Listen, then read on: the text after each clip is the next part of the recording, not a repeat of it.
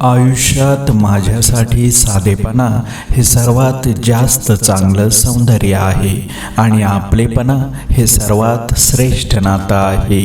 सत्कार्यासाठी काम करावं, सत्कारासाठी नाही.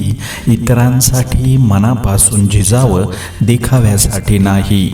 आपली उपस्थिती कुणाला जाणवली नाही तरी चालेल, पण आपल्या अनुपस्थितीची उणीव जाणवली पाहिजे. काय बोलायचे हे आपले ज्ञान ठरवते, कसे बोलावे हे आपले कौशल्य ठरवते, किती बोलावे हे आपला दृष्टिकोन ठरवतो. परंतु एखादी गोष्ट बोलावी की नाही हे मात्र फक्त आणि फक्त आपल्या मनावर व परिस्थितीवर अवलंबून असते.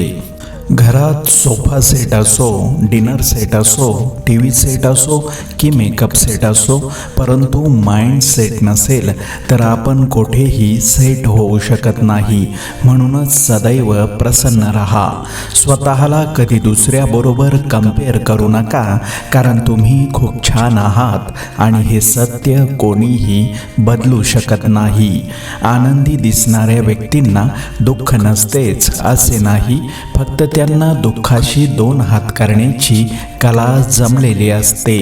पुन्हा एकदा प्रयत्न करायला घाबरू नका. यावेळेस सुरुवात शून्यातून नाही तर अनुभवातून होईल. कृतीचे बीज पेरा म्हणजे सवय होईल, सवयीचे बीज पेरा म्हणजे चारित्र्य घडेल, चारित्र्याचे बीज पेरा म्हणजे नशीब घडेल. फुलांचा सुगंध ज्या दिशेने वारा वाहतो त्याच दिशेने दरवळतो, परंतु माणसाच्या चांगुलपणाचा दरवळ चारही दिशांना पसरतो.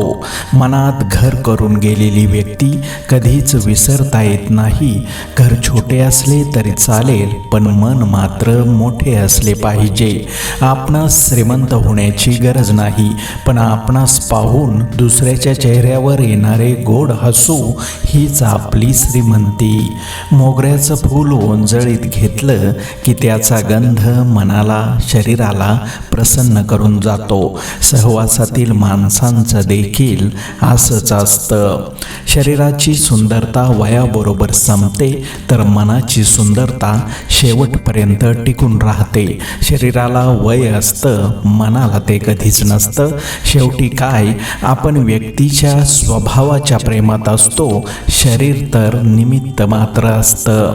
माणसाच्या स्वभावात गोडवा, शालीनता, प्रामाणिकपणा आणि विनयशीलता असेल तर त्याची काही क्षण जरी सोबत मिळाली तरी ती हवीशी वाटते. म्हणूनच बाहेर लक्ष दिव्यांची सुंदर आरास असूनही देवघरातील समईच्या तेजापुढं आपण नतमस्तक होतो. आयुष्यात अशी माणसं कधी भेटली तर त्यांच्यावर जीवापाड प्रेम करावं. आपल्या आवडत्या माणसाचं आपल्या सोबत असणं ही आयुष्यातील सगळ्यात मोठी कमाई. ती प्रत्येकाच्या वाट्याला येतेच असं नाही. आजकाल अशी माणसं भेटतात तरी कुठे.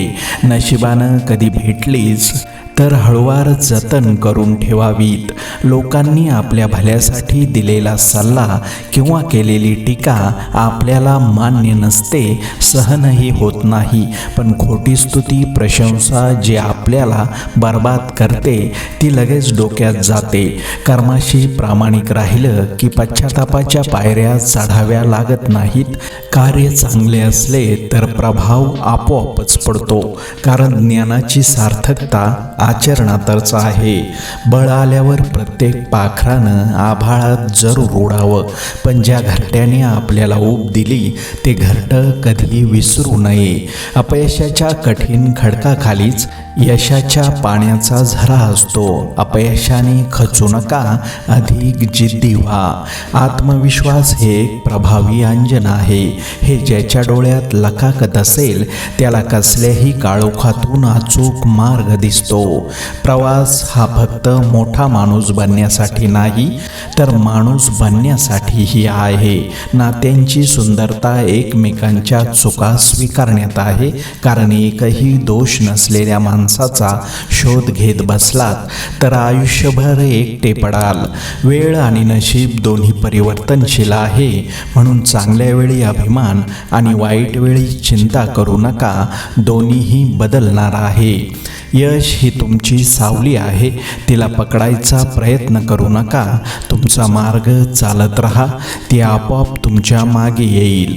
लक्षात ठेवा, सावली तेव्हाच तुमच्या मागे येते जेव्हा तुम्ही प्रकाशाच्या दिशेने चालता. मनाचा झरा निर्मळ असला की जीवनाच्या तळ्यात गाळ साचत नाही. जेव्हा आपली नखं वाढतात तेव्हा आपण नखं कापतो, बोट नाही. त्याचप्रमाणे जेव्हा गैरसमजातून नाती तुटायची वेळ येते तेव्हा अहंकार तोडा, नाती नाही.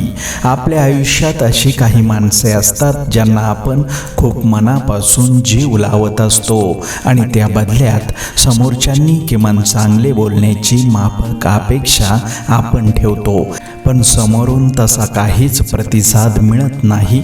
अशा वेळी मनात एकच विचार येतो, दगडाचं काळीज असलेल्या माणसांना जीव लावण्यापेक्षा स्वतःच्या काळजावर दगड ठेवून एकटेच राहिलेले केव्हाही चांगले.